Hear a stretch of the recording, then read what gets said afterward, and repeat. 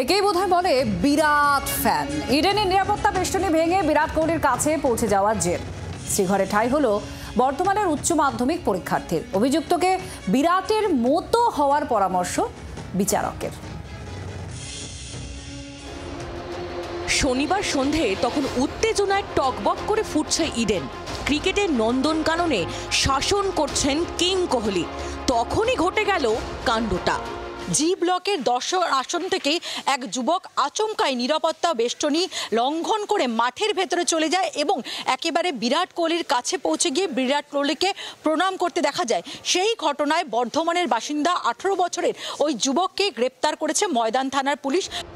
নিরাপত্তা বেষ্টনী ভেঙে বিরাট কোহলির কাছে পৌঁছে যাওয়ায় ওই তরুণকে গ্রেফতার করে ময়দান থানার পুলিশ। তার বিরুদ্ধে সরকারি কর্মীদের কাজে বাধা দেওয়া সহ একাধিক ধারায় মামলা হয়েছে। তবে এত সবের পরেও মুখে হাসি বর্ধমানের জামালপুরের তরুণের। আদালতে পেশের সময়ও তার মুখে শুধুই বিরাটের নাম। বিরাটের ভক্ত তাই, বিরাট আমার ভগবান তাই। এই যে অ্যারেস্ট হলে এখন খারাপ লাগছে না?